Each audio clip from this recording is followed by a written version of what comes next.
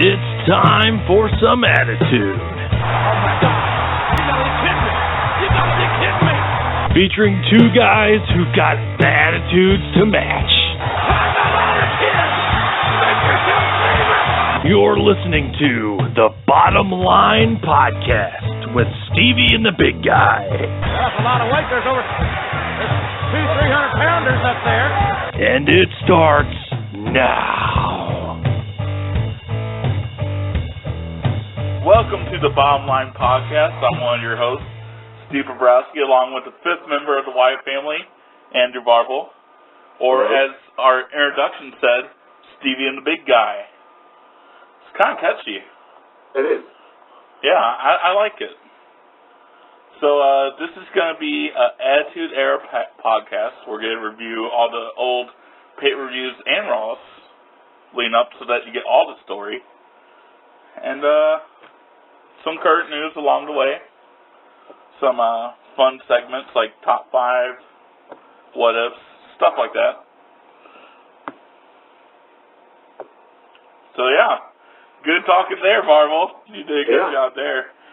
You're introducing the podcast, so I'm just letting you introduce it. I'm sorry. You were on a great roll. What? You were on a great roll. I was on a great roll. I just felt like I was talking too much. Yeah. Okay. I usually am, so anyway, we'll get back to it. Interrupt greatness. That's true. How could you interrupt me? I'm so great.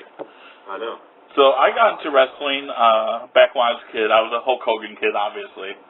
But then I stopped, and then I found out that Hulk Hogan actually did not retire from WWF, or from wrestling. He just left WWF and went to WCW, and was now a bad guy. So I started watching Monday Night Nitro with Sting and Hogan. I actually became a bigger Sting fan than I was Hogan, which is very surprising because I was a huge Hulkamaniac. And then my best friend Andy, former host of the We Love Wrestling podcast, you might have listened to us on that one. You were actually a guest host on that many times. He got me to watch WrestleMania 14, and the WWE was just so much better than WCW. It literally changed my view on wrestling. I was hooked. I still watch WCW, that first hour, and flip through during commercials, but WWE had its teeth sunk into me. It was not letting go. So, what about you, Barble? How did you get into wrestling? Well, I was a pretty late bloomer. I was a junior in high school and had a couple buddies that really were big into it. I was like, that's pretty stupid. I don't really know if I want to hang out with them whenever they're doing their wrestling thing. So we kind of just steered clear of them. But then it just so happened to be a very fateful night in August of 1999. In houses. And he was like, hey, sit down and watch this. I got some cool shit going on tonight. And I was like, all right, fine, whatever. It was just kind of on the background. I wasn't really totally paying attention. And then Chris Jericho. A countdown started going off. It definitely did. And that's what changed me. I was like, holy shit, this guy is amazing. He's taken down this guy that everybody seems to love for some reason, who I think was pretty stupid. I was not a Rock fan initially. Oh, okay. And so I was definitely 100% behind Jericho, just coming out and trashing him. Yeah, I mean, I got a lot of... I got a lot of great memories with Jericho. Back when he was just in WCW, he had a great run in that cruiserweight division. Okay. I don't know if you ever saw any of that, but it was amazing what he did. He had like the conspiracy theory when he lost the cruiserweight title. He went actually to Washington to the Library of Congress and was looking up the WCW bylines. And he feuded with Goldberg by himself. Like, he actually wasn't in a feud with Goldberg. He just made a feud with Goldberg and would, like, hire a midget to come out and face him that looked like Goldberg, but wasn't, obviously. I think WWE actually got the idea from Gilbert from that, so. Wow. Yeah, but that's what I was really excited about for this. Just kind of go back and watching some of these old matches that were classic and get a good utilization of our network subscription, so. Oh, yeah, definitely. Our network subscription, as in you pay for it and I use Andy's, so. For now, anyway. So this podcast is going to cover, it's going to start a little bit before the Attitude Era. I feel like Stone Cold Steve Austin is basically the Attitude Era. So I wanted to kind of start with the rise of Stone Cold. And I feel like that moment was King of Ring 1996. And I think I'm pretty sure you watched it. Hopefully you did. I did. So that's what we're going to be talking about today. But before we get into that, we got a lot of news that happened in WWE currently that I want to go over. So first, there was the contract dispute right now with Ryback and WWE. Did you hear about this? I did, yeah. I saw the blog that he posted with his explanation. Vince basically, from what I gathered, Vince told him either sign the deal or go home. And Ryback was like, okay, I'll go home. And it kind of shocks me because he doesn't have a lot of leverage. It's not like WWE is going to go, oh man, this is like, we're losing our biggest star. We are not. It is Ryback. Let's go back to it. Ryback has that contract dispute. Right. And basically what his point is, Varble, is he's saying that we're all performing in front of the crowd, no matter if we win or lose. And we don't have the say on if we win or lose. So why should the losers get paid less than the winners? Yeah. I don't know. Initially, it sounds like a really good point. It is a really good point. But then you also stop and think, well, the crowd wouldn't be there if it wasn't for the stars. So there should be a pay difference. Absolutely. People are coming to see Ryback matches. They're coming to see John Cena. They're coming to see, the stars of the show, Kevin Owens now. Right, and it's not like I'm saying that no one comes to the arena to see Ryback. I'm sure there's a couple of people that love Ryback and think he's the best thing since sliced bread. But overall, when you look at this, is just going to hurt his career in WWE, and he's probably never going to wrestle for WWE again. It seems very very likely, yes. I mean, I honestly, I was surprised with these roster cuts that we're going to talk about in a second, that his name wasn't included. I believe that he's going to end up going to like TNA or Lucha Underground, or even New Japan would probably be perfect for him. Yeah. They like their big men in Japan. If you remember Albert? Yes. Remember when he came back as Tensei a couple of years ago? Yeah, he had the weird tattoos on. Right. That was over in Japan. He was a monster heel in Japan. Really? And then he came here, and he was terrible again. So that tells you Japan is just a different culture. They like different stuff than we do, obviously. Yeah. And it's not to say that they don't have their technical matches. I mean, obviously, we've seen with Nakamura coming into the scene. Yeah. And even Tommy before that, even though he hasn't really had that many great matches in NXT, he still showed some promise. Oh, absolutely. That obviously there are great wrestlers in Japan as well. All right, so next, let's talk about Adam Rose. All right. I talked to you a little bit about this before the podcast actually started. But Adam Rose has now shown a doctor's note showing that he had a prescription to the drug that he was suspended for. And that even said that WWE knew about this prescription for well over a year. That's pretty crazy. Now, he was not part of the roster cuts yesterday, so that's a good sign. But what do you think WWE is going to do here? Because right now, they look like a bag of assholes. It's definitely blowing back into their face at the moment. I mean, they have to look pretty stupid for him to have a doctor's note showing it, proving that he did not use a legal substance illegally, that he used it for a prescription. Nothing wrong with that. They can't fine him for that. They can't suspend him for that. So, I think we might see him on Raw sooner than the 30-day suspension. I could definitely see that. I mean, whenever he was in there, he was part of the social outcast, and they're still on the air. They're still doing their thing, so...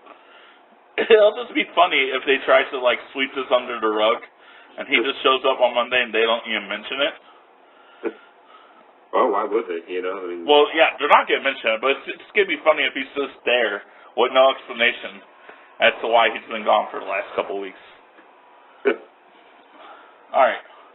And so also on SmackDown, Darren Young has been repackaged. He has now got his life coach and one legend, Bob Backlund. Your thoughts? Oh, really? Yeah. This is news to you, obviously. Yeah, that's interesting, because I was actually at Raw on Monday, and he was one of the dark matches beforehand. Oh, was he? Yeah, and there was no sign of any of this, so that's definitely something just from SmackDown. It looks like they're trying to give him a solo career right now. He has Bob Backlund as a life coach. I didn't see SmackDown, so I can't really say for sure what else was changed. Yeah. But I know Bob Backlund's going to be his manager now for a little bit. Wow. Well, I'm definitely behind this. I think we should do that for managers. That's the things I really miss about the old product. Yeah, definitely. I mean, it's good to see the legends around if they're able to help new talent get over. Like, okay, for instance, WrestleMania, you had Stone Cold, McFoley, and HBK come back. Yeah. A lot of people trashed that because they totally went over the talent of WWE and made it look like all the stars now can't hang with the old stars. I saw a lot of criticism on the internet for that. Really? And I agree in a sense, but in my mind, if I were like Sheamus, Rusev, and Alberto Del Rio, and Wade Barrett, because he was there too.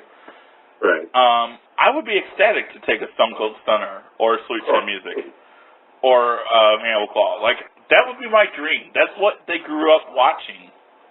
Right. So to be able to be in the ring with those guys, I would think that's actually a favor to them. And it doesn't really hurt them because they're not around every week kicking their butt. It's one night. Exactly. And it's the biggest night. Like I said, it's an honor to be in the ring with them, but to be in that ring at WrestleMania, that's even bigger. Yeah, definitely. I mean, it's a WrestleMania moment for them that they'll never forget. And apparently, it was also a moment that was Wade Barrett's last moment. So, yeah, let's get into that. That goes right into a segue to the next part, roster cuts. Or, as we like to call it once a year, Black Friday in the WWE. This always happens a little bit after WrestleMania every year. Okay. And I can't say that I'm really shocked about most of these. I knew Barrett was moving on at the end of the summer. He had already made that clear he was not re-signing. Mm-hmm. And for what it's worth, I think Barrett was misused. Should have been a world champion in 2010. Okay. He was so over as the heel and leader of the Nexus, and it was a missed opportunity that they did not have him beat John Cena for the world title. That is going to be one of the things that we look back on. It's like a $1 Million Man or British Bulldog, people that should have had a world title that never got their run. He's right up there on that list for that. In my view, at least. So, and then we had Damian Sandow, which this is probably the biggest heartbreak of it. Yeah, I believe so. Because a huge pop. He was Russell Darren Young in that dark match on Raw. Yeah. And coming out, he had just as much of a pop as anybody that whole night, I think. Damian Sandow did exactly what Vince McMahon said all the talent needed to do on the Stone Cold podcast when he was on it.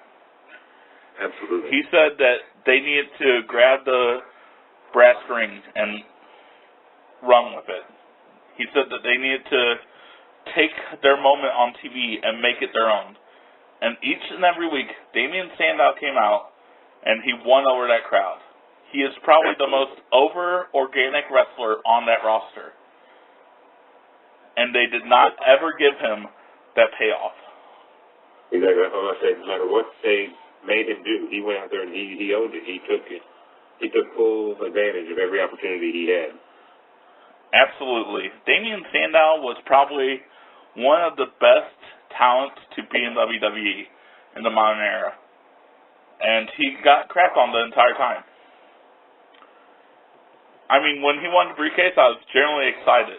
And then he lost in embarrassing fashion to one-arm John Cena after he lost the match. Or after he went in a cage match or something. It was embarrassing. Alright, and then we lost Cameron. I mean, we haven't seen her since, like, forever, so I don't think that's someone that anyone's going to be like, oh, man, I can't see Cameron anymore. Except for maybe Christina, because she liked her from Total Divas. Oh, was she on that show, too? She was for the first couple of seasons. Then she got taken off. What she did, Cameron was smart, but it was a bad decision, but it was a smart decision at the same time. She asked to be demoted and sent to NXT so she could learn how to wrestle. Oh, okay. Because she wanted to become a good woman wrestler. And that was the smart part about it. The bad part about it was, though, she got asked to be taken out of the spotlight, and look where it got her. Yeah. She's now out of job. She has, I don't know what she's going to do now. I mean, she wasn't really that talented at wrestling. I heard that she got better, but I can't see her going anywhere else. Yeah, she certainly wasn't famous enough to be a draw anywhere, I don't think. I mean, maybe like a really cheap Fed or something, but none of the national ones are, bigger ones. So she's probably going to be out of the spotlight forever. And then we had Santino. I like Santino, but it's... I didn't think he was still on the roster. That's what a lot of people said on the internet. Like, today I learned that Santino was still on the WWE roster. Yeah, I thought he retired like 2 years ago. He did, but then he tried to make a comeback. Okay. And it did not work. He was in some Swerve episodes, apparently. I haven't actually seen that show yet on that network. Yeah, I haven't either. But he was apparently used a lot in that, which goes with his character. He was comedic gold, basically. I mean, he was one of the best comedy acts for the WWE, which I guess isn't saying much in the long run because he's still just a comedic act, but he did well for what he was given. And then we had, who else got cut? Alex Riley. Yeah, never shocked. Did you ever see Alex Riley wrestle? I did it in NXT. I didn't on the main roster. Yeah, he was really popular when he was with The Miz. I really liked him. Oh, yeah? He was The Miz's assistant, and then he broke away from The Miz and was really over, beat Miz in a match, and then that was it. Andy met him in Vegas, though, one time and bought him a beer. Oh, wow. Yeah, true story. So the overall lesson I'm seeing here is don't be friends with The Miz and be in a feud with him, because now Sandow and Riley are both gone. I guess so, if you look at it that way. Honestly, The Miz has put over a lot of guys. I was thinking about this the other day. He has made a lot of guys more, like, bigger stars than they were. Like, he's why Mizdow got over so big, I think. Part of it, at least. Yeah. And I think he's why Daniel Bryan got over initially, too. Really? Yeah, because he was feuding with Daniel Bryan when he first came in. Because people just hate The Miz so much that they want to cheer our guy. So, I mean, he's good for that, and honestly, Miz right now is really impressing me. Yeah, him and Cesaro have got a good thing going. Well, and his wife now being his manager has been comedic gold. I love it. Yeah. Did you see where they fought over the European water? Yeah. Yeah, that was great. I didn't realize when she first came back that she actually is his wife, too. Yeah. That was a character thing. Did you see her during her first run? No, I didn't. She was mostly with Ted DiBiase, if I remember correctly. Okay. Jr., Ted DiBiase Jr. Right. But I didn't really see much of her first run. All right, and then we had Zeb Coulter get fired as well. That was kind of a shock to me, honestly. Yeah. Dutch Mandel has been with the company for a while, and honestly was probably the second best manager on the roster behind Paul Heyman, yeah. Yeah. So to see him gone is pretty shocking to me. Yeah, like, I just kind of figured he was still injured. The last time I saw him was in the Rascal Speed or whatever. But after as soon as he was ready to go again, they would repackage him into somebody else. Yeah, he was with Alberto Del Rio for like a month, and they just disappeared, and that was it. Yeah. So, and then to finally round it out, we had the two members of the WLC match get cut as well, Hornswoggle and El Torito. Bad day. Yeah, you know, I felt bad because I don't know if you saw it, but Hornswoggle actually posted a tweet 2 hours before he got fired about how he was almost at his 10 years with WWE. Seriously? And how grateful he was. Oh, wow. And then he got fired. It was a joke on Squared Circle where basically Vince was scrolling through Twitter, saw Hornswoggle post that and go, he's still working for us? Fire him. So yeah, I gotta feel bad for him on that. And then El Torito, I mean, they repackaged the Mandalorians to Puerto Rican stars now, so they're going back to their roots. And they didn't really need them anymore, so I get that. Right. But I guess people have him, you don't really need Hornswoggle to feud with him, so. Right, but I mean, Hornswoggle was another comedic act that was great when he was around the first run. And yeah, he got a little tiring now, but I'm still sad to see him go. Oh yeah. Alright, so now we're gonna talk a little bit about the pay-per-view and Raw because that happened and you're actually at the Raw. I was. So for Payback, I believe I told you to get some matches ready so we knew what we were talking about. Yeah, I pulled up the card here. I don't really know if we need to talk about any of the pre-show stuff. Nah, let's skip the pre-show. No one cares about the pre-show. There was a title match, but I mean, it was... Ryback's last match. Right. What's that? Ryback's last match. Well, yeah, turns out to be now. But, to start off, I do definitely want to mention the WWE Tag Team Championship in this match. Oh, yeah. Off Villains versus Enzo and Cass. You know, I felt so bad for him. Oh, my God. It looked so brutal. It really did. Honestly, I was scared he was done, like, forever. Really? Yeah. He crushed that rope when he hit it. Right. And those then, ropes, anything to mess around with. I mean, no, it's steel. It is steel. Yeah. With a little bit of covering to make it a little less of an impact. I mean, it knocked him out. And then, to make it worse, he actually hit his head on the mat on the way down, too. Yeah. And that mat does not feel good. It is plywood. So he just, you know, boom, boom, knocked out. Right. Yeah, it was a big scare. We were definitely a little nervous over here watching it. So he's going to be okay. Yeah, he was out of the hospital that night. Yeah. And it turned out to just be a concussion. Wow. Still a concussion. We don't know how severe that concussion is. Okay. But we at least know he's not paralyzed. He has the opportunity to come back into the ring, which he hopefully still will. I mean, it's his first concussion, I think. Okay. So chances of that being his first and only doubtful. But, I mean, it has happened to guys before, so. It's true. But even if he were done wrestling, he is probably one of the best mic workers that WWE has seen in the last 20 years. Yeah. And could easily be put into that role forever and be good. So. Yeah, if he doesn't transition into a manager after he's done in ring, that's just a shame. Definitely. I mean, I wish him a speedy recovery. I hope that he's able to pass his impact test and get back to working on building End Zone Cast to be the #1 tag team, because they were on the roll. Oh, yeah. So anyway, so that became a no contest, which they ended up awarding to the Bob Villains afterwards. Correct.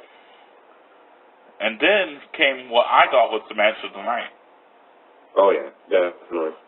Kevin Owens, obviously he's my favorite wrestler. I told you that. I own like 5 or 6 of his shirts.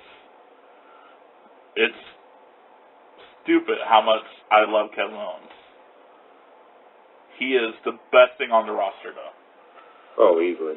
If it wasn't the match of the night already, he had just himself the night of his life by going on the commentary in the next match. Oh, dude. First, they put on what is probably one of my favorite matches of the year. I'll say that. Okay. And then, because the reason I liked it so much is there's so many counters, and it flowed so well together. Yeah. Because these guys have worked with each other a ton. Oh, yeah. And I always felt like their NXT matches were on the short side in comparison to what they could do. Mm-hmm. Yeah, it always felt like they were holding something back. And this one, you could definitely tell they did not hold back. Correct. You saw everything you needed to see. It was awesome. I loved it. Sami Zayn is a perfect face on the roster. I see world title feuds with these guys in the long run. Oh, I can't wait. Me either. We're probably a couple of years away from that being a reality, but once they get a hold of that world title main event spotlight, it's going to be lights out amazing. So, not only does he put on a 4.5-star match, or whatever you want to call it. I didn't actually look at Metzler to see what he gave it, but I would assume it's between 4 and 5 stars. I would assume so. He then goes on commentary and kills it. He makes me laugh so hard during this entire next match because he is this berate. Oh, I'm sorry, I skipped the in-ring promo after the match. Right, with the coach. Coach? You mean Byron? Coach 2.0? Yeah. Yeah, it was amazing. He gets to a headlock. He's like, ask me how I feel about beating Sami Zayn. And then Byron, in classic Byron fashion, asked him the wrong question. As if he couldn't have said it any more clear what he wanted him to ask him. And he still, I don't know for the life of me why, asked a different question. Which is the epitome of Byron. He is terrible. But then he takes over commentary and kills it during this match. Probably made this match between Miz and Cesaro about a half-star better, in my opinion. Yeah, I would think so. The interference just was out of nowhere. It was very enjoyable. Sorry, I was getting a drink. So I didn't expect Sami Zayn to come back out. I don't know why I didn't. I just didn't. And that was very... What? It's something, I don't think we've seen that before. I certainly haven't seen it before. That soon after a match, coming back out? Well, yeah, and he was knocked out cold after that powerbomb. So I was pretty shocked that he was able to come back out and go at it again, which Ian brought more life into their feud.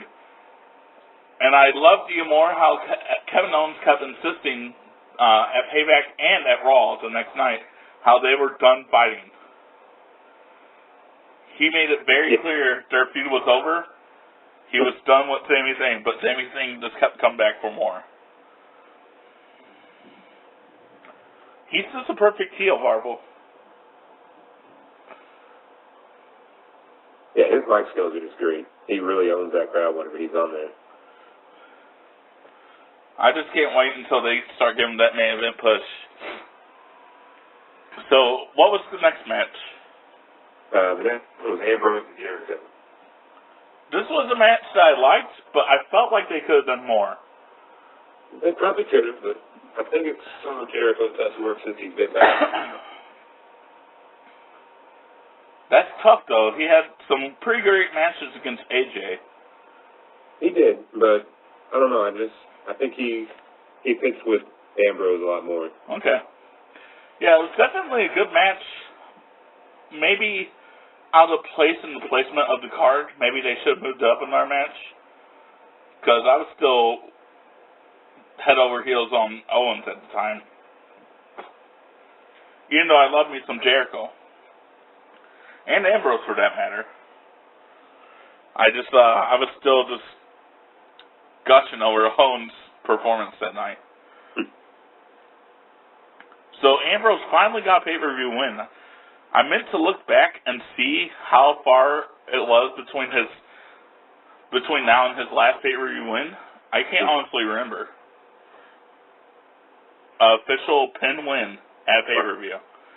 That's a good point. It's been a while.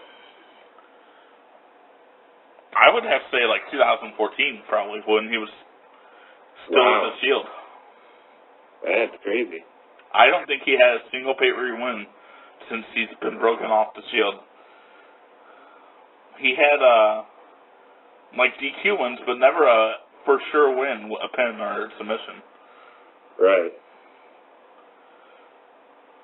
So yeah, that was a pretty good match. What was next? Was it the women's match? It was, yeah. Okay. What did you think about this match? It was okay. Definitely better than women's matches have been in years past, but with the way that Sasha and Becky brought it at WrestleMania, you really kind of have a bit of a letdown here, I think. I agree, and I'm not really a fan of using the screw job. Yeah. Especially with Bret Hart being there, I felt like Vince was just like trying to shove it in Bret's face a little bit. Yeah. Like noticed, like throughout that match, he just didn't look all that thrilled to be there, and I'd imagine that ending was probably part of that. Well, it's funny you say that because he actually said before the pay-per-view he did not want to be there. Oh, really? Yeah, he actually went on a radio show. They asked him, "Are you excited to be at Payback?" or something like that, and he's like, "No." He was very blunt that he did not want to be there. And I can understand. I mean, he's retired. He had his moment where he got closure. I think he's just fed up with it. Yeah, and they've already done like before in NXT. They did this at one of the takeovers, didn't they? They did. The same exact match, just different ending. Right. And that's why I was kind of disappointed by this overall, because it was just a rehash from NXT to even the extent of having Flair and Hart in the corners. If they would have just had Flair there and not Hart, I think it would have meant more. But having Bret Hart there too, I felt like it was just like, so people don't watch NXT, so we can get away with this twice. And that's not true. People do watch NXT. It's not the entire, fan base of WWE. Correct. NXT is awesome. I mean, if you don't watch it, you need to watch it.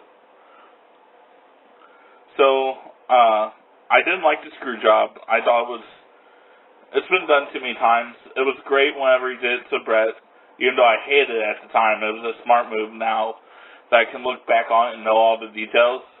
They definitely made the right choice. It became Mr. McMahon from that. It definitely got the WWE towards winning that Monday Night War, so that was great. And when they did it with Rock and Mankind at Survivor Series 98, that was good too, but after that, it's been done so many times since then, it just gets annoying. Spoiler alert, by the way. We haven't got to 98 yet. That's far way away. No one's going to remember that. Alright, so what was next after that? Just the championship. Oh, well, yeah. What do you think about that main event? I was really impressed, actually. I was, too. AJ Styles was really growing on me. I never watched TNA, so I didn't really know what to expect. Guilty, I haven't either. Yeah, but he has definitely been showing that he is, belonging to everything that he's been getting. Yeah, AJ Styles has probably become a top 5 wrestler now in WWE, I think. Pretty much in just a couple months was just great. I was surprised they gave him this main event feud right after WrestleMania. And here. Especially with a loss to Jericho at WrestleMania. But he's definitely got the momentum back, and I think the most intriguing thing about the main event was, were we going to see Finn Balor and were the Bullet Club going to be in the match? Right. And they were, but we did not see Finn. Now they're calling themselves the Club, by the way. I don't know if you saw that on Twitter. Yeah, I did see that. So they're calling themselves the Club. I guess they're going to go with the short name instead of trying to buy the name from New Japan or whatever else they could have done, call it AJ Club or Phenomenal Club, something. But no, just the Club. But yeah, this main event was excellent. It was great. They matched up really well. And honestly, this was probably one of the better pay-per-views for WWE. Yeah. And I actually liked the whole restarting the match and then Stephanie coming out after that and restarting it again. Yeah, and I like the dynamic of Shane and Stephanie both being in control. I do too. I was really worried that they were going to do that brand split thing that you guys were talking about before. I was hoping they wouldn't. I was praying they wouldn't because the brand split is just a dumb idea to me. Right. But also the authority is overplayed too, so this is really kind of the best of both worlds. I think this is the right direction to go in at the moment. Yeah, I agree. I just kind of wonder what's going to happen when Triple H comes back into the fold. Exactly, yeah. Because you got to assume he's going to show up eventually. You would hope. I don't think we've seen him last night from him yet. So that'll be weird, but that was a pretty good pay-per-view, and then we had Raw. You were at Raw, so I'm going to let you kind of control this segment because you were there. Yeah, it was a very exciting night. Fully sold-out crowd. Everybody was pretty much in their seats by the time the dark matches started, so that was pretty neat. I'll go ahead and just throw out there, that was actually the first live event that I had been to in 13 years. 13 years? Yeah, so it had definitely been a while. No particular reason, really, just not really asked to go, in a part of a group or anything. Right. Just, not exactly a huge amount of interest, but this time I had a little extra cash floating around, and a buddy of mine from work asked me, and I was like, yeah, sure, we'll give it a shot, and I really enjoyed myself. It definitely is a different product, seeing it live, and just being there in person for it. And especially nowadays, with as much as the crowd actually is, part of the show, that's definitely head and shoulders above what it was the last time I was there. Okay. Being part of the different chants, and I got to do the yes chant for the first time in a live scenario. Oh, yeah, that's fun. It's just cool to be a part of the show. Definitely. We had Sandow and Darren Young were in the first match, and that Sandow pop was just insane. Like I said, it was probably one of the biggest of the night. His last match? Very likely, yeah. Unless he was on like a SmackDown. I don't think he was. I think I think that's it. I could be wrong though, but. Okay. And Darren Young won that, didn't he? He did, yeah. So, went out on his back as most wrestlers would want to, I guess. I think that's generally how it works, is when it's your last match, you pass the torch to the person in the ring. You give them the win to make them look good. It's very rare that someone wins and retires. Yeah. I think it's happened once or twice. Okay. Well, obviously it's happened more than once or twice. But it's happened on purpose a couple of times. But most of the time, when they know it's their last match, they lose. Yeah. Okay. Just like Austin at WrestleMania 19. Dropped it to The Rock. Yep. That's a huge spoiler alert, man. That is way far away. I mean, that's literally probably at least 2 years of podcasts, I would think. All right. So. Well, I'm going to remember that, and I'm going to bring that up at that podcast. I dare you to. No, That would probably be our last podcast, because that's really the end of Austin and the end of any sort of the Attitude Era. Well, then I'm not looking forward to it, but we will get there. Okay. Well, we could decide to start a Ruthless Aggression podcast right after. Well, that's a true. sequel series. You never know. I mean, I really stopped watching once Jericho left in 2004 for a while, so Okay. there's a lot of uncharted territory for me. Well, we'll leave that up to the fans then. The millions and millions. You probably could have done better. All right. So, anyway. We got another dark match with Apollo Crews versus Heath Slater. Oh, how was Apollo Crews live? It was really impressive, I think. I really like his finisher. Yeah.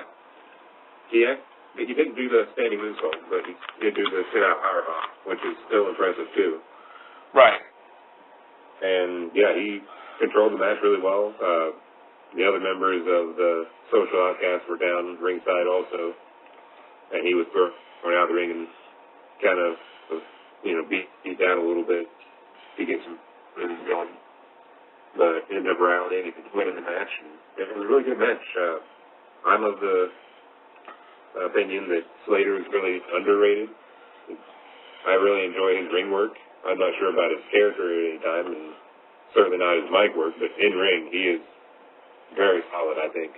So, it was a very entertaining match, I thought. Okay, good.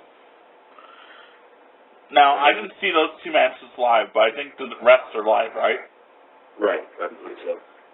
Alright, so I want to know your opinion of this Raw compared to mine, because I think they're going to be vastly different. Okay. So, yeah, Steph and Shane came out to start the night. Just kind of, I don't know, it was just kind of a move back and forth, and they're just kind of setting the stage for their continuing storyline of being in control of Raw. right. They got interrupted by Kevin Owens. The man. Coming out with a purpose. And he was demanding that he get his rematch for his Intercontinental title. I love how he does that. I wish he would just let the Intercontinental title go and go for a world title, but I love how he is so passionate about getting his title back. Oh, yeah. And then looked like they were going to get that match set, but then we got interrupted again with Cesaro's music, which I'm kind of liking his new repackaging. I love the James Bond background. Yeah, it's pretty neat. The tearaway tufts. Tearaway tufts, the glasses. He looks smooth when he comes out there. Yeah. Almost like a hitman when he's coming out. He also argued that he should rematch because of the interference with Zayn and Owens from the night before at the pay-per-view. And so in order to decide things, they decided to just have a match now. And one real thing here is they cut to commercial, and this is really about the only thing, off TV that I found exciting. But as soon as they went dark, Owens just runs up, right in Cesaro's face and starts just talking trash to him. And Cesaro kind of shoves him backwards. He takes a few steps backwards. Looks like he's going to run at him, right back to him, and then just turns. When it goes over, grabs the tuck that he tore away, and just chucks it up the top of the ramp. It turns around, he's like, what?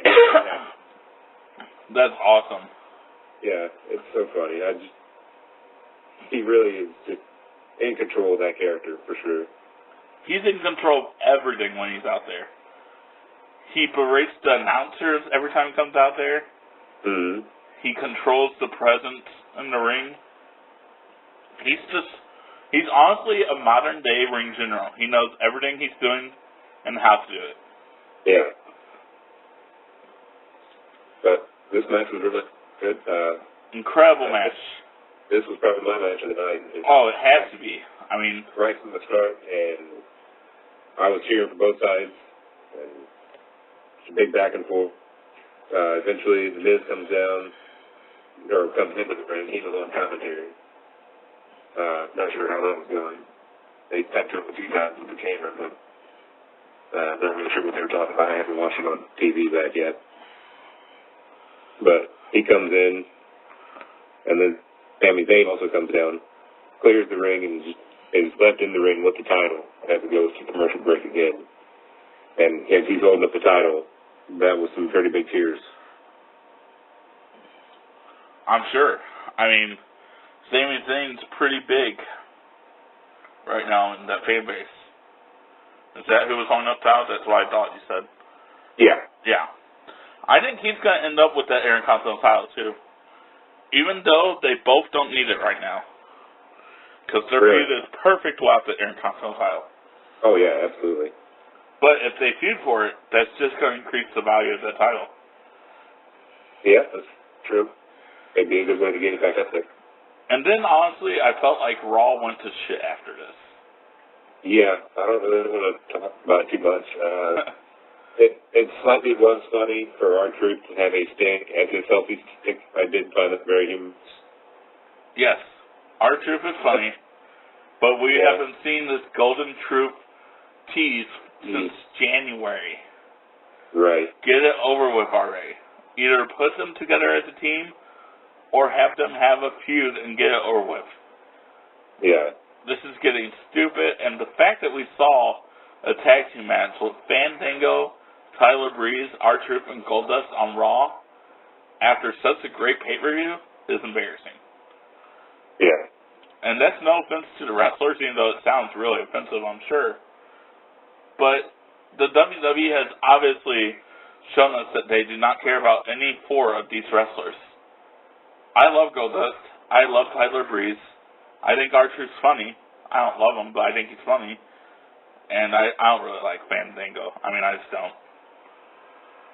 So, I mean, I like 3 out of the 4 of the guys, but at this point, I could care less about any of their characters because WWE has made it that way. So why they're getting a tag team match on Monday Night Raw is beyond me. And then we have the New Day hit the ring, which I was very excited for. I'm sure. You're a big Kofi. Big Kofi fan. Yeah. They had a pretty good promo, and then introduced the Vaudevillains as the #1 contenders. And then the Dudleys came down to kind of say that they should be restarting the tournament because they want another shot at it. And then probably the biggest pop of the night. Oh, yeah. Big cast. I thought it was going to be Enzo, and I was so excited. I want him to come out in the hospital gown and cut a promo. I thought that would have been fantastic. Because he could still cut a promo. I mean... Yeah, that's about the only way that pop could have got there. But Big Cass, I mean, he killed it. He did. He was great on the mic, and then he was great in that match, too. Yeah, it was different. 8-man tag match is not very common, but... No, not at all. Maybe Survivor Series time, but not right now.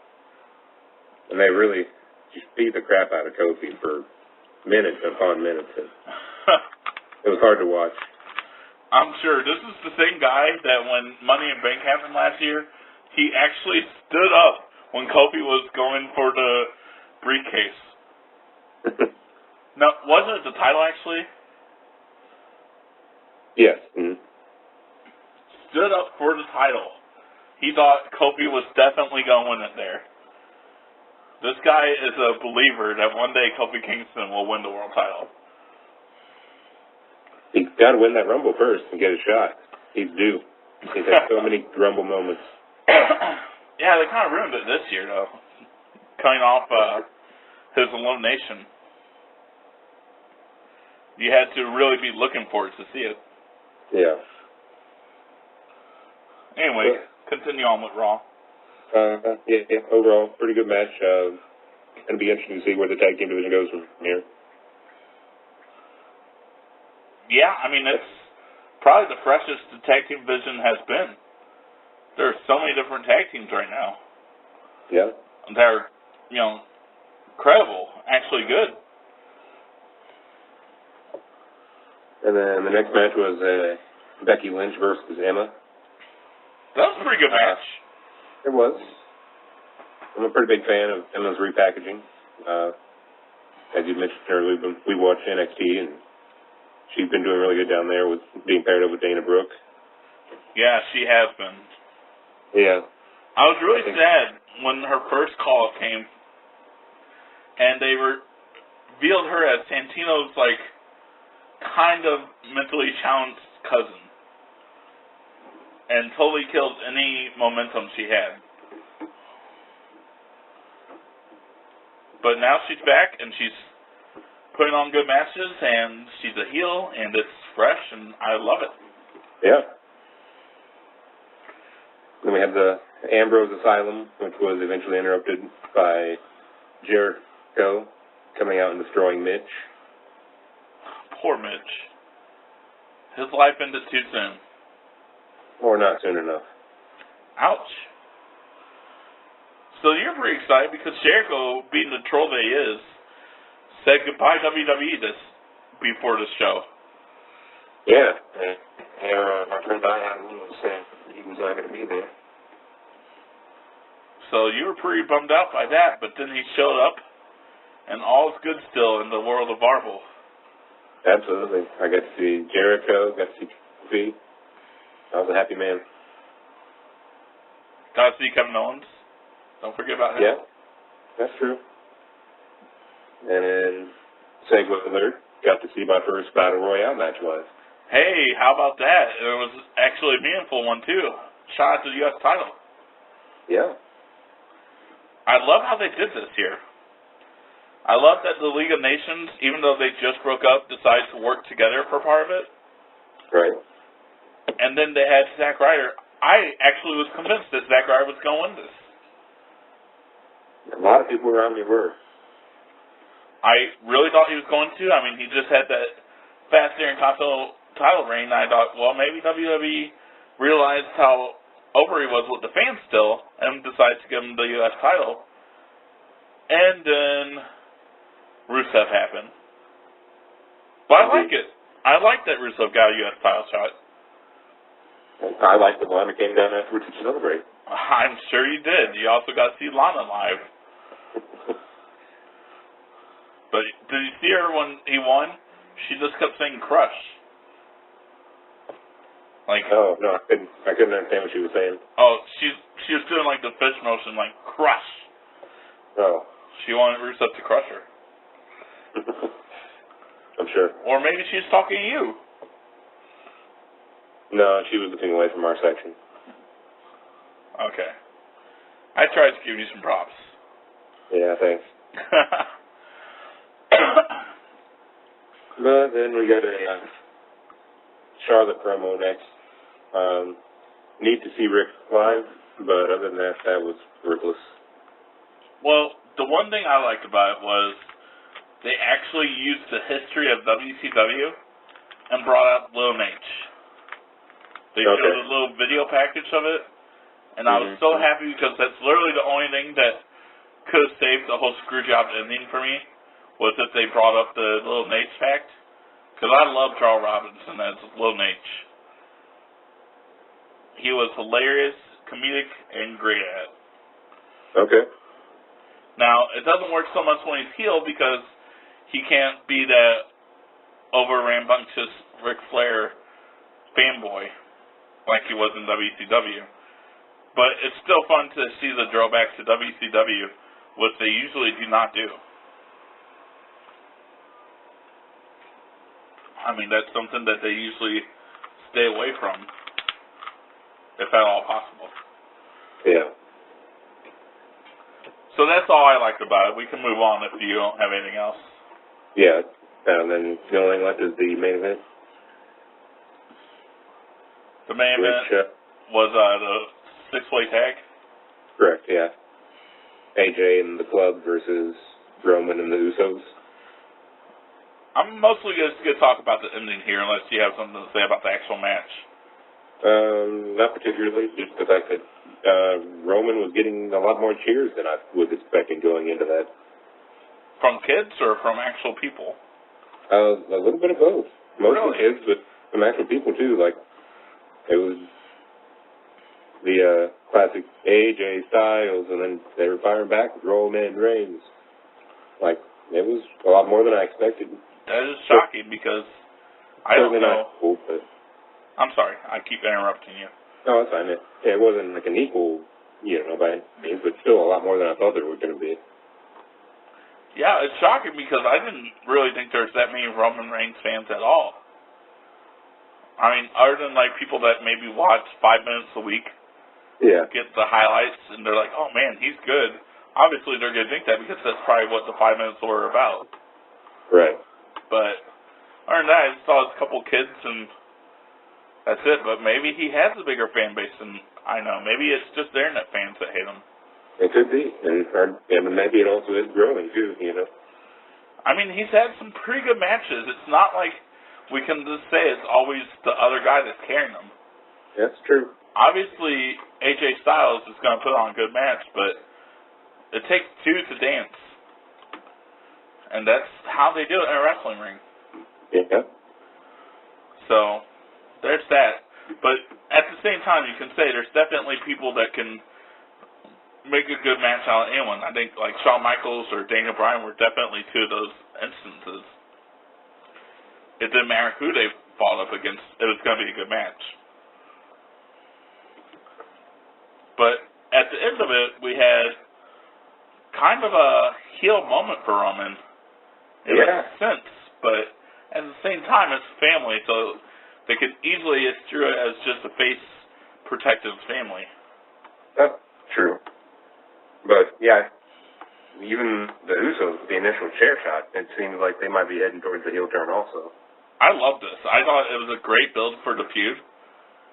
I love the fact that AJ took the chair to the Usos, and then how pissed off Roman looked as he was waiting for AJ to turn around to Superman punch him and spear him or whatever.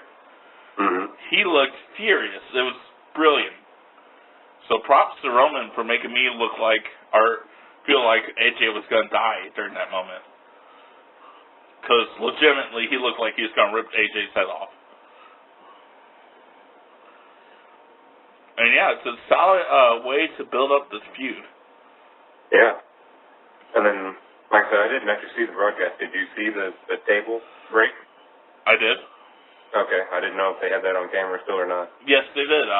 It ended with him standing there staring at AJ after he went through the table from a power bomb. Gotcha. Was there anything after the main event? No, there actually wasn't, which was kind of surprising, but... Yeah, they usually have a dark main event. Yeah. That's kind of disappointing, honestly. Yeah.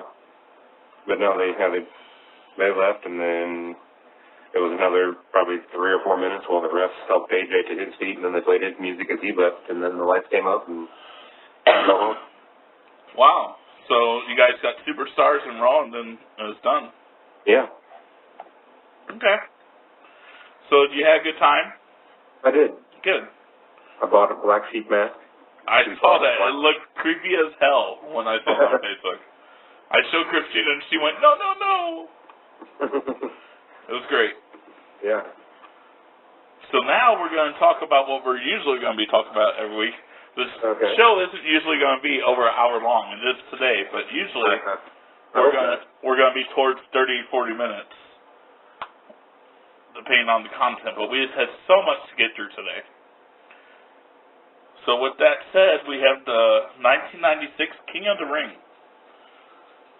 I got a couple of trivia notes here for you. Okay. This was the first appearance for Ryan Pillman. Oh, okay. The only appearance at King of the Ring for the Ultimate Warrior, which was shocking to me. Oh, wow. Triple H was actually supposed to win the tournament. Did you know that? I did not. He was scheduled to win the King of the Ring tournament, but then the infamous curtain call happened. Do you know about that? No. So basically, Scott Hall and Kevin Nash were leaving for WCW. And at Madison Square Garden, they had their last match against Triple H and Shawn Michaels, respectively. And it was Scott Hall versus Triple H, although it was Razor Ramon Young because that's his character. And then it was Shawn Michaels versus Diesel in a cage match. Okay. After Shawn Michaels wins the cage match, Razor Ramon comes down to, hug Shawn, and then Triple H comes down, and all four of them embrace. The reason this was such a bad thing is because Triple H and Diesel were heels. Oh. Razor and Shawn were faces. This was the first time that kayfabe got broken, which is basically wrestling's storylines. Yeah. So this was a huge deal back in '96, and basically Vince had to do something about it, even though Vince approved it when it happened. Wow. The wrestling industry was pissed. They wanted blood, and so he had to do something. And basically, this is how it went. Razor and Diesel were gone. They were going to WCW. He couldn't punish them. Shawn Michaels is world champion. He can't punish him. And then there's Triple H. So Triple H got all the heat from this and became a jobber for a couple of months. Okay. While Vince punished him live on TV for this to make everyone else happy, basically. And then, instead of winning the King of the Ring, it went to someone else. Alright. Yeah, I wasn't even sure he was in WWE at this point. Yeah, he actually, I'll tell you this. I got the bracket for the King of the Ring before we got to the pay-per-view. Okay. Austin beat Bob Holly and Savio Vega. Mark Merrow beat Skip of the Body Donnas and Owen Hart. Jake Roberts beat Triple H and Bradshaw. Okay.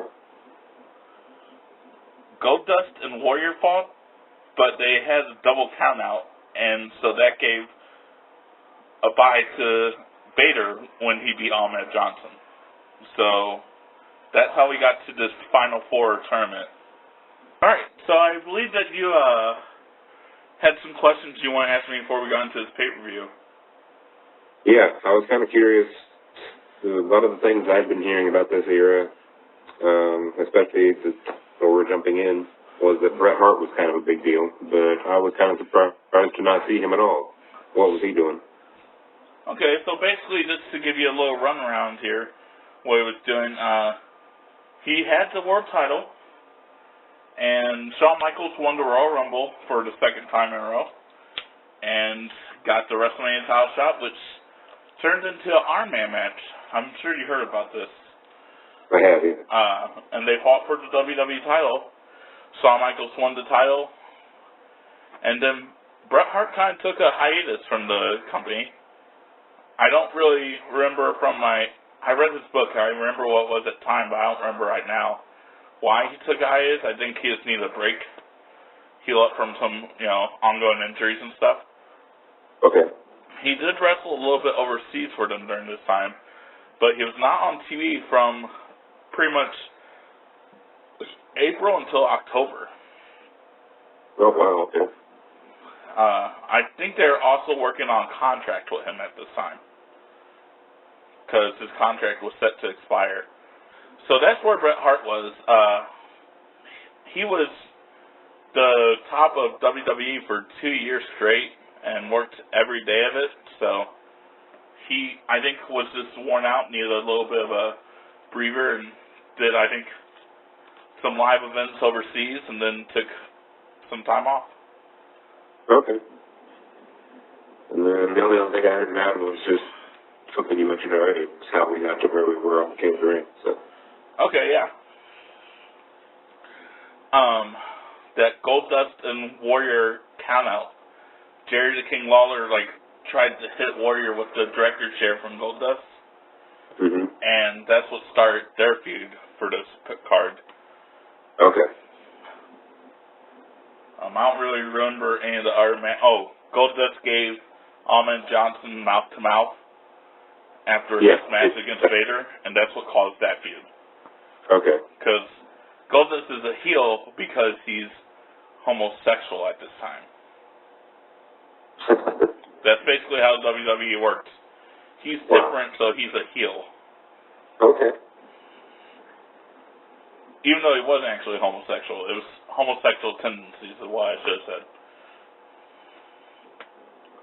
So yeah, King Ring started, and we had Owen Hart as an announcer. What did you think about that? I'm actually a pretty big fan. I think he did a really good job. He was awesome. Kind of sad we lost him so soon. We might actually have him on the booth now.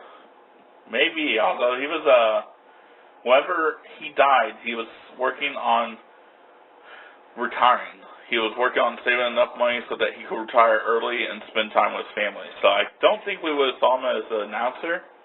Okay. But maybe. I mean, he might have came back. Who knows? He did like wrestling, but it wasn't like his passion. His family was his passion. And jokes. He is apparently like the biggest prankster ever. Oh, really? Oh, yeah. Brett had some pretty good stories about him in his book. And this is actually JR's first pay-per-view event as an announcer since, like, when he first came into WWE back around WrestleMania 9. Seriously?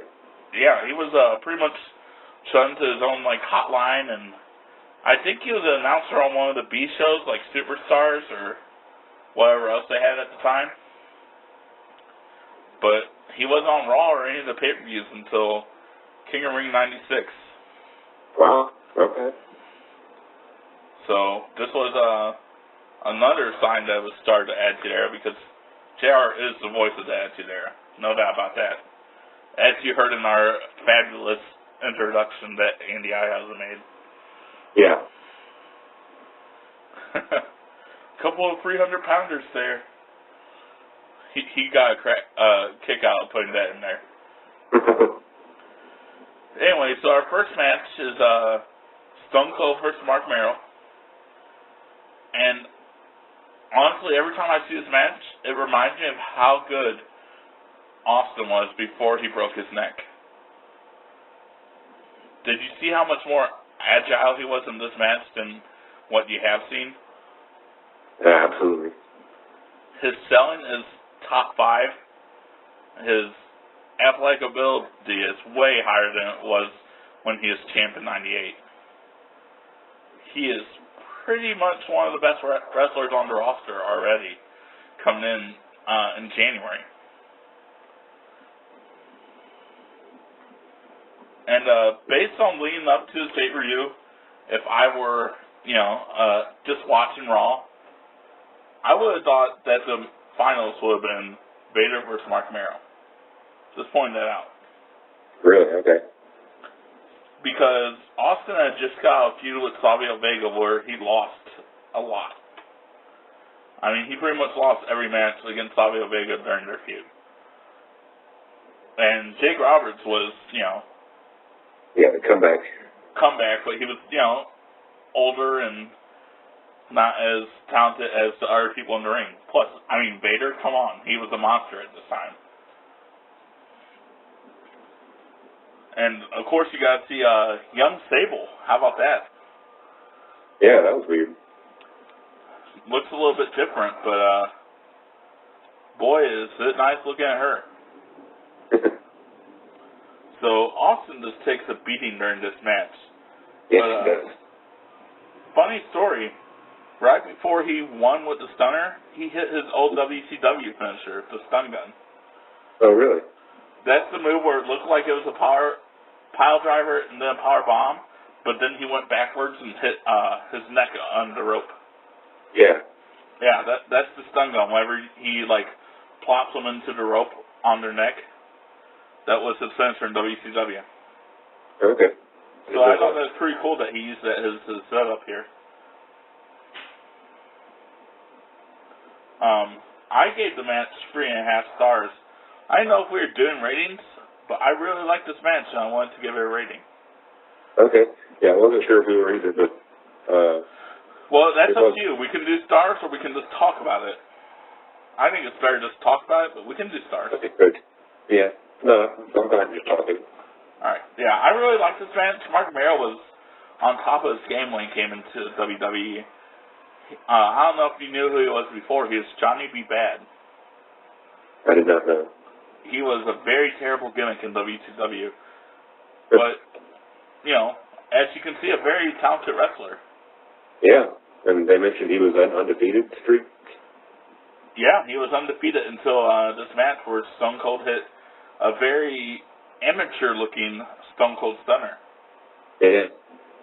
Back when he didn't do the kick and, like, jump down with the Stunner. He just did a kick, grabbed their head and jumped down. Like, yeah. drop down. Didn't even jump. And yeah, also with that, we had Austin Vance, and then we had Jake Roberts versus Vader.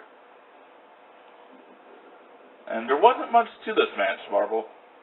No, there really wasn't. They made Vader look beatable for the first time, which was stupid. I mean, you're pushing this guy as a monster, and then Jake Roberts, who hasn't really been anything for at least 5 years, almost beats him in 4 minutes with a DDT. I mean, what are you thinking? Yeah. This is Vader, who just destroyed Yokozuna in 3 minutes at the previous pay-per-view. Oh, wow. Yeah. And that was a, you know, 2-time world champion and tag team champion. That was a big win for him. And then he almost loses to Jake Roberts in the King of Ring tournament. During the first match, not the second match, the first match. I didn't really understand it, but now looking at it, I guess it was the right move because it helped Austin in the long run. So the next match we had was the Smoking Guns versus the Goblins, tag team titles. Wow. It was quite a gimmick. What's wrong with Cowboys, Harville? No, not them. Oh, you're talking about the Farmers. Yeah, well, sure, if that's what... Kind of. I mean, I guess they're farmers.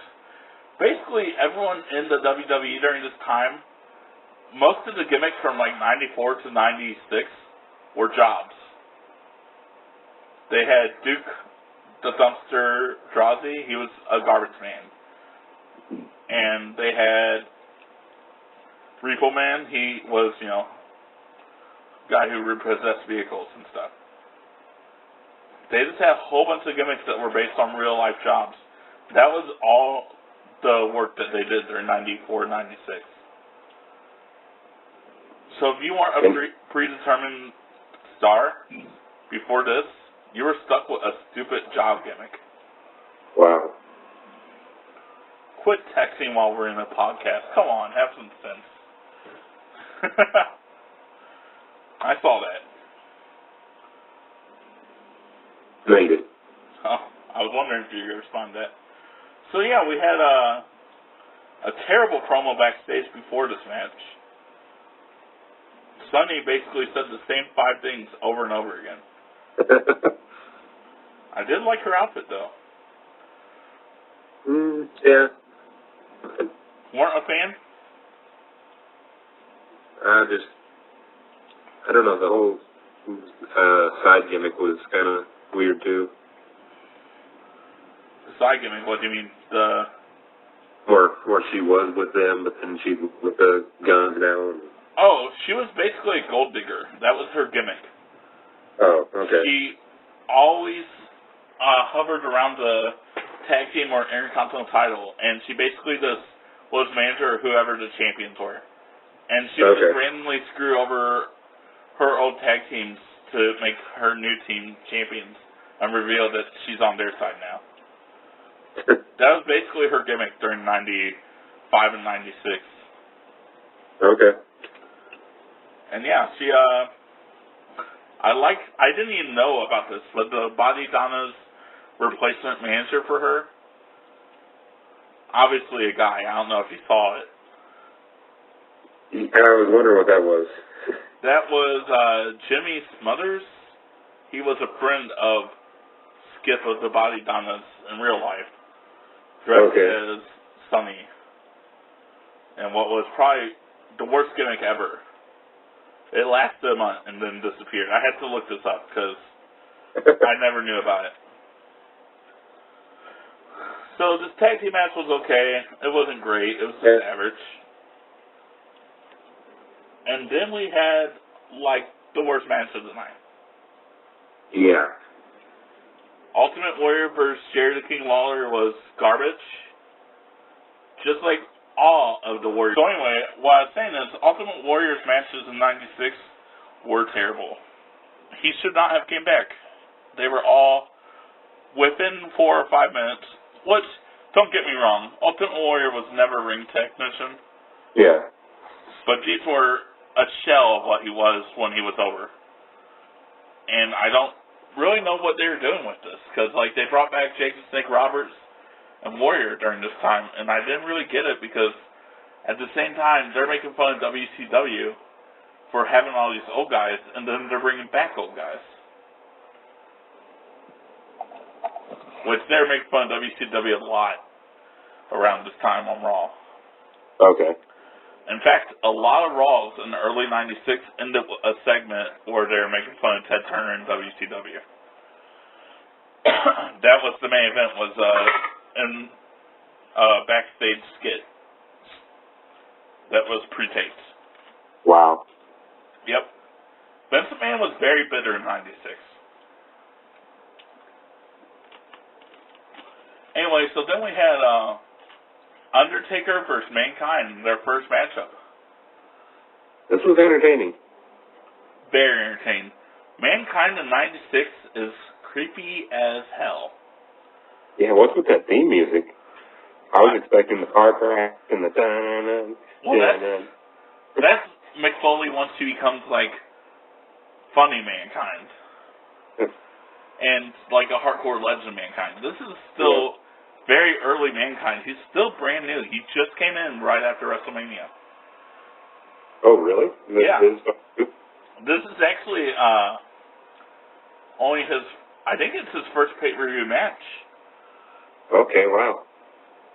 He had a lot of matches on Raw leading up to it where, I mean, they made the Mandible Claw probably the most devastating finisher ever when he came in. Yeah. As you could see, he knocked out the Undertaker with it. Yeah, absolutely. I've got that listed to mention that that's impressive that he was able to take him down with that move. I mean, he was built up as a monster, even more so than Vader, which was shocking too. And look how small Mankind is compared to later Mankind. He is very, I don't want to say skinny, but he's definitely more in tone than he is later on. Yeah, he seemed in a lot better shape. And he was perfect. And they put the match because of that, I think. It lasted pretty well. Yeah, this was like 15 or 18 minutes, around that. But I liked it a lot. It was a good match. Start of a perfect feud. I mean, these guys were meant to feud with each other. Oh, yeah. And, you know, eventually they go on to have one of the most memorable matches of all time. Yeah, I can't wait for that. Yeah, more so for the spots than the actual match, but still, it is one of the classics. And then we had the Intercontinental title match, Goldust versus Ahmed Johnson. Now, I don't know if you know this. You probably don't. Goldust is a legit main eventer around this time. Yeah, I had no idea. They announced him as the Intercontinental Champion. I was like, okay. It's like a joke thing? No, this is back when Goldust was actually good. Like, I'm still upset at the fact that he didn't get a run with the world title in '96. Wow. He was that good. He played perfect mind games against his opponents and actually beat The Undertaker in the pay-per-view before in the casket match. Yeah. With the help of Mankind, of course. But still, he has a win over The Undertaker. But yeah, here... It was a good match. Yeah, it was a good match. And here, the push of Ahmed Johnson has started. as he cleans house and hits his Pearl River Plunge, which is a fantastic finisher. Yeah. A variation of the Tiger Bomb, which is one of my favorite finishers of all time. Very sick looking. I'd never really heard this guy before, and I was pretty impressed with him. He was huge in 96 and 97, early 97. And then he just kind of faded away. He actually shows up in WCW eventually. Okay. As Big T, where he tried to cause a rift between Stevie Ray and Booker T. And does. He becomes Stevie Ray's partner. And then got drug use problems and faded away. Oh, that's sad. Yeah, but he was very talented back in the day. Yeah, I was pretty impressed. There's a nice little moment here when Pillman came in, where when he's leaving, he runs into Austin. Stone Cold, yeah. Yeah, and they kind of look at each other. Did you know that they were partners? No. They used to be tag team champions in WCW as the Okay. Hollywood Blondes. That's really one of Austin's first big pushes in WCW. Oh, okay. Yeah, they were tag team champions for not long. I mean, probably like 2 or 3 weeks. But they were a really entertaining team. Definitely, they were a team that was probably a little before the time that they should have been. Like, if they would have showed up 2 years later as a tag team, they would have probably been the hottest thing in wrestling. But they were ahead of their time when they were a tag team. Gotcha. Because they had a lot of those comedic skits, and it was perfect for, 95, 96, but it wasn't so perfect at like 92, 93, whenever they were a tag team. No one really cared about comedy at the time in wrestling. Wow, so Austin's been around that long? Yeah, Austin started in 91, I believe. I could be mistaken on that. I know he actually started wrestling in 89, but he was in WCW by 91. Okay. Something like that. He was Stunning Steve Austin in WCW. Oh, that was his name? Yeah. So he took parts of his gimmick from WCW and turned it into his persona in WWE. Okay. After some fighting with Vince, because he came in as the ringmaster. You probably didn't know that either. No. He came in as Ted DiBiase's new $1 million champion and was called the ringmaster. And that's all his name was for a while. And then they dropped it for Stone Cold Steve Austin. Which thankfully they did. Yeah. So we had the finals in King of Ring versus Jake Roberts. The match is really quick.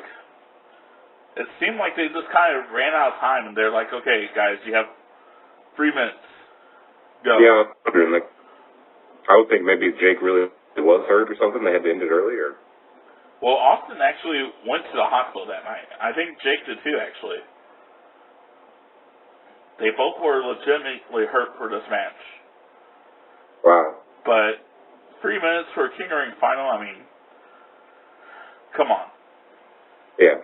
However, it worked out because this is where we first saw what I consider the start of the Attitude Era. I mean, it's like a seed.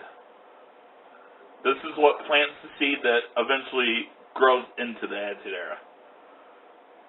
You talking about the promo afterwards? Yes.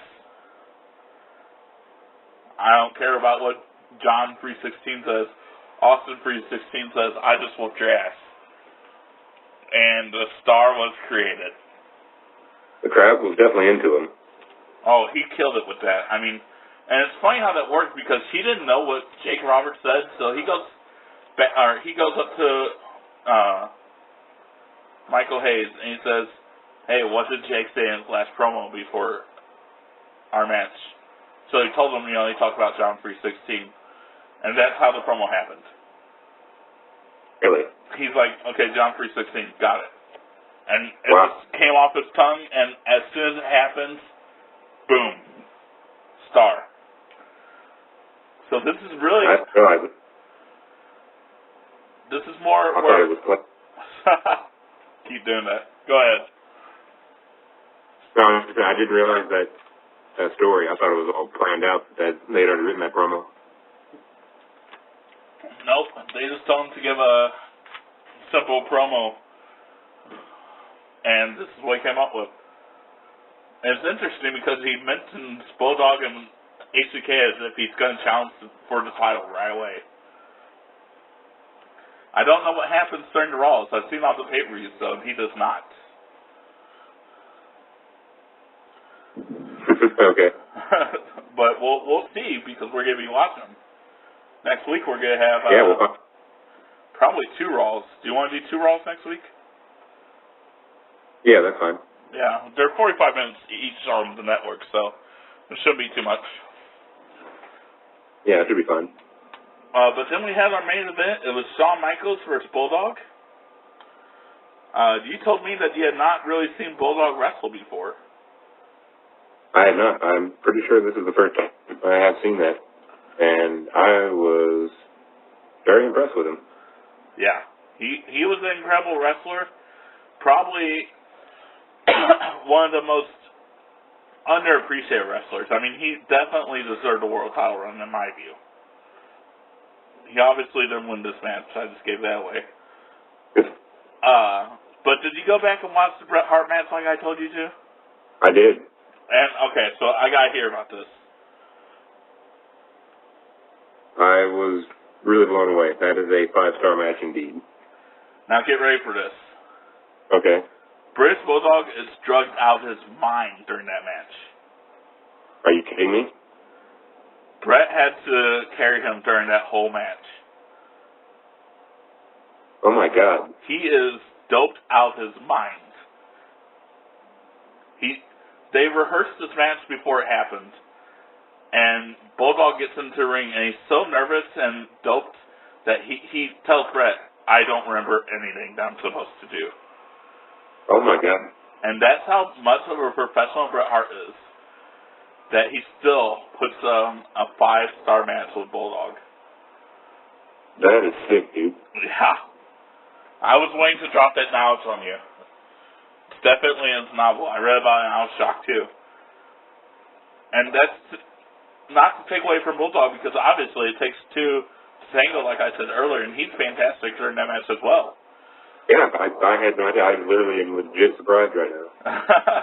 Yeah, I mean, Bret Hart definitely had to call the match, but Bulldog still hit all his moves perfectly. It was probably one of the coolest moments seen there in Continental title in the main event too. Yeah, that was neat. And then London, I mean, that's huge. Where was that? Did you see? I'm not sure. I just skipped ahead and watched that match. I didn't watch the whole thing. Okay. Yeah, so that was huge, and great match, and so was this main event, HBK versus Bulldog. I like how Owen pulled out Mr. Perfect when he's counting, even though there was a second ref. Yeah. I laughed so loud when I saw that. Because it was just so heel of Owen to still try and pull out one of the refs.